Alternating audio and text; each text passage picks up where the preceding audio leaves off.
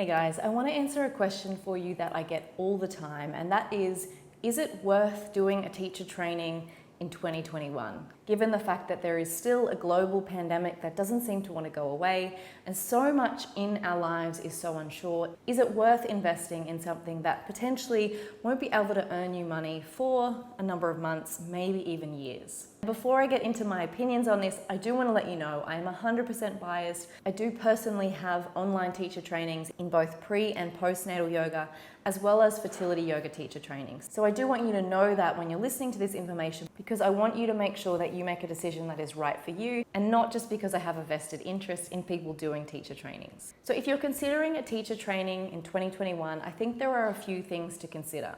Is this something you have always wanted to do? So I know there are some people who have always had at the back of their mind that they would love to do a yoga teacher training, maybe when work slows down, maybe when their social life gets a little less busy, just when they have more time, more space in their lives to do it.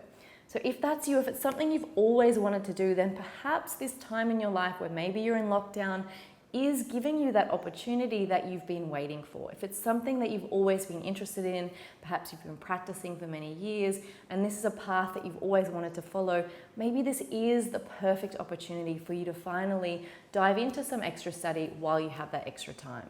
Another question I think you should consider is, how do you feel about your current career or work life? Are you unhappy in it?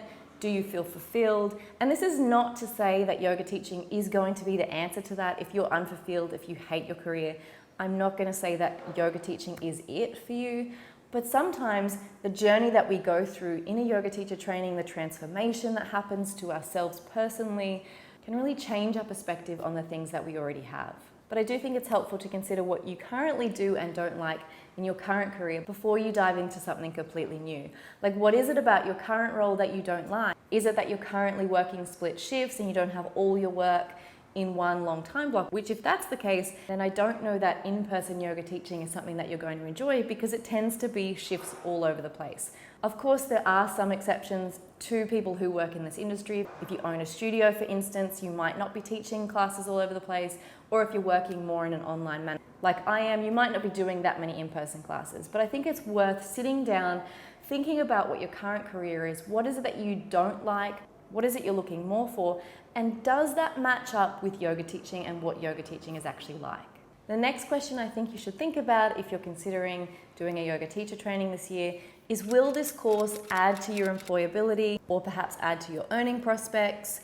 And weigh up, is it a good decision at this time? I know a lot of people at the moment are earning less because of COVID and employment has slowed. So I think it's a really smart decision at this time to look at the cost and is it going to add to your employability? So this one might apply if you're already a yoga teacher perhaps and you're wanting to look into some specializations. That can often mean that you can earn more than a regular yoga teacher because you're specializing in something that people pay more for. Or perhaps you're already working in another profession that really complements yoga, and in that way it's going to mean that you're more attractive to prospective employers because you have these dual qualifications. And in that instance, doing a teacher training like your 200-hour or your 500-hour, or doing some extension specialist modules might be a really good idea. The next question I think you should consider if you're going to do a teacher training this year is, what's your cash flow like? Can you afford it? I don't recommend putting a yoga teacher training on a credit card, on debt of any sort. Have you saved up for it? Do you have a regular income coming in that you know you can pay it off? Lots of teacher trainings now do installments or payment plans, so look into those. I really don't think it's worth putting yourself into debt for. If you've got the money to invest in yourself, that's an entirely different thing. So I know for me, when I did my original teacher training, I was working as a high school teacher and I was investing my wage from that job into my teacher training. And then as I've gone and done further teacher trainings, my wages as a yoga teacher were invested into increasing my skills. And now my wages from this business are reinvested back into learning more and more, because it is a passion for me. It is something that I continue to want to learn more about. But it's a completely different purchase decision if you are unemployed, you don't have enough money, and you're buying a yoga teacher training on credit, than if you're buying from a place of abundance. I thoroughly recommend getting yourself stable, getting those foundations in place so you don't have to stress about money, so that you don't have to put so much pressure on your yoga teaching to earn you that money. So you can develop your teaching from a less stressed and anxious place, because nobody wants to show up in that manner. Nobody wants to put that much pressure on something that is going to be quite new to you. And then I think you should also think about, do you currently have the time right now? I know a lot of people in a lot of industries have more time than ever. You're working from home, so there's no commutes, that sort of thing. So maybe this is the perfect time for you.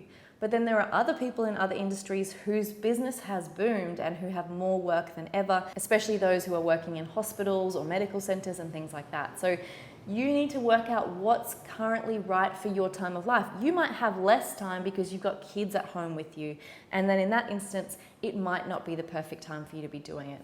On the other hand, maybe you've actually got more time because you've got kids home with you who are entertaining younger children, and that makes your day flow a little bit easier. So it really is a personal decision, but I definitely think you should think about how much time do you currently have to devote to your training. And then finally, one last point I would like for you to think about before you decide whether to do your teacher training or not. Currently, many of the greatest teachers around the world are offering online teacher trainings because of COVID. Because travel isn't happening, their world-renowned trainings are now being offered as Zoom modules, as take-at-your-own-pace courses. And this is an amazing opportunity in many instances to train with your favorite teachers without having to leave your lounge room. So I want you to think about all of these things. Is it the right time for you? And then, just like you do in your yoga practice, I want you to sit in your own body, listen to your own heart, and make the decision from there. Thank you for being here. If you have any questions about any of my teacher trainings or courses, feel free to ask them below. Namaste.